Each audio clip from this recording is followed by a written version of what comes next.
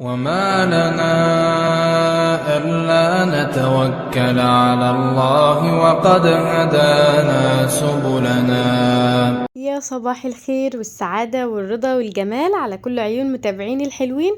ازيكم عاملين ايه؟ يا رب تكونوا بخير.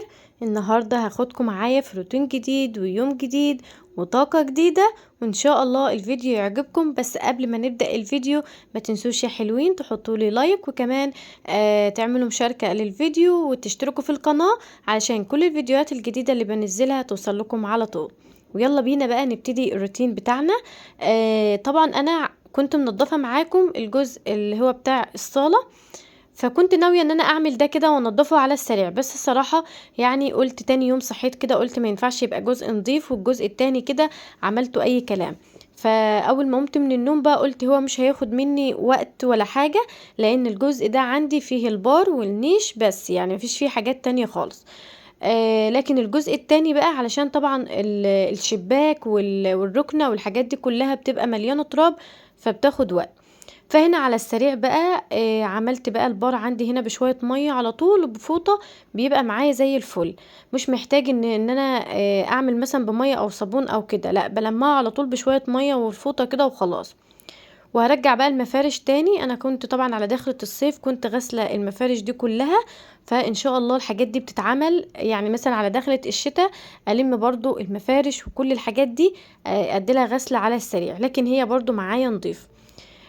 الفازات برضو والحاجات اللي موجودة على البار شلتها برضو على السريع كده، واديت لها مسحة حلوة كده عشان التراب وخلاص. بمسح بقى جزء جزء معاكم كده، وببدأ ان انا افرش المفرش بتاعه تاني وبرجع الحاجة مكانها. هنا طبعا كارما كانت عاوزة وردة من الفازة دي، يعني حاطة فيها شوية ورد كده، وببقى نفضها برضو من التراب، بتدي شكل حلو على البار. بحب اصلا انا الحاجات اللي بتبقى الورد مثلا ملون، الزرع الاخضر، بحب دايما في الشقة يكون حتى في حاجة كده تدينا طاقة حتى ايجابية.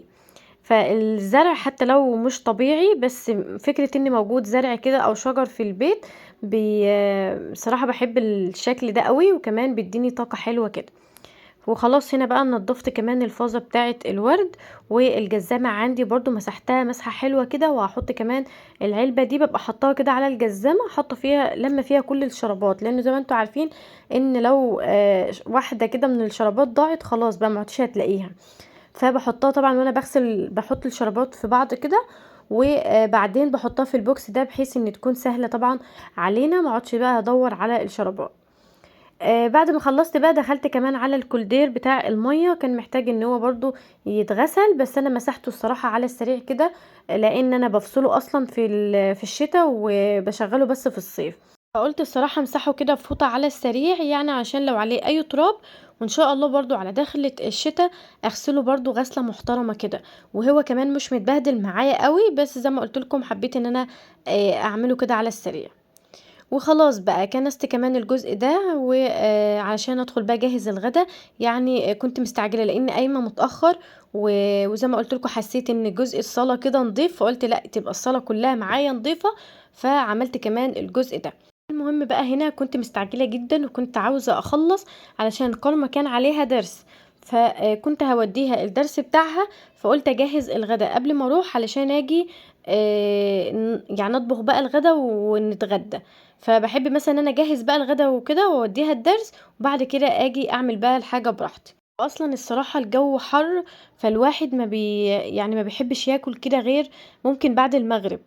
بعد المغرب كده يحس ان هو خلاص يعني ممكن ياكل، لكن في وقت الحر ده استحالة استحالة يعني الواحد ياكل. الصراحة بناكل حاجة خفيفة، وزي ما قلت لكم بقى بنخلص دروسنا وكله، وبعد كده بجهز بقى الغدا وبناكل على بعد المغرب كده. المهم بقى كنا هنتغدى ايه. كان عندي كده حمام كنت غسلاه ونقعاه في ميه وخل، وكنت يعني منضفاه كويس. فجبت طريقه ان انا احشيه كده طبعا تحت الجلد زي ما بشوف كده على اليوتيوب. قلت اجرب الطريقه دي، انا عمري الصراحه ما جربته قبل كده، فيعني ببقى احشيه بس بصل زي الفراخ وزي اي حاجه. فقلت اجرب كده، يعني يكفينا بس شرف المحاولة كده وان احنا نجرب ان انا اعمل الطريقة، لان الصراحة بيبقى شكله حلو قوي. وقلت نفسي ان انا اجرب الطريقة اللي هي بيبقى محشي فيها رز وبصل ده. وكمان بيبقى الحجم بتاع الحمام بيبقى كبير شوية بالحشوة دي. فقلت ان انا اجرب كده الطريقة. كان عندي بقى الكبد والقوانص كده بتاعه الحمام، قطعتها كده بالمقص يعني قطع صغيرة، وشوحتها الاول في بصل، وحطيت يعني نص كوباية رز، اقل كمان لان هما ما كانش حمام كتير، هما كانوا 3 حمامات بس. فحطيت بقى شوية رز، وحطيت بهارات بقى فلفل اسود، وحطيت ملح وجوزة الطيب. بتخلي الصراحة الحشوات والحاجات دي بتخلي طعمها حلو جدا، واصلا ريحتها حلوة. فحطيت بقى كل ده وعليهم شوية مية، وسبتهم كده لحد ما تتشرب. انا مش عايزاها، او مش عايزة الرز يكون يعني سوا كامل، علشان طبعا لسه ان احنا هنجهز بقى الحمام وهنطبخه وكده.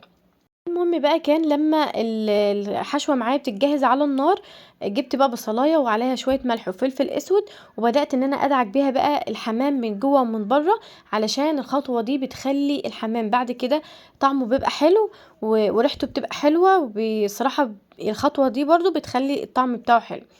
فعملته بقى كده بالبصلة كده، وحطيته شوية في التلاجة. وبعد كده لما الحشوة كانت جاهزة معايا، طلعت بقى وبردت خالص، علشان طبعا ما ينفعش احطها تحت الجلد لو هي سخنة، هتفرقع معايا. المهم كنت خلاص بقى جهزت كده، عملت الحشوة كلها، وكنت جهزت الغدا واتغدينا. بس ما صورتلكوش الجزء ده لان الجو كان في المطبخ حر جدا، وكمان كنت اتأخرت ومستعجلة علشان نتغدى، فما صورتش الجزء ده معاكم. وهنا بقى حبيت ان انا اوريكم اللعبة الجديدة اللي جايباها الكارما، يعني تسليها عن التليفون شوية. هي خرز كده وبتعمل بيه اشكال، بتبقى حلوة جدا ومسلية للاطفال الصراحة. وخلاص وصلنا انا بقى لاخر الفيديو، واقول لكم يا حلوين مع السلامة.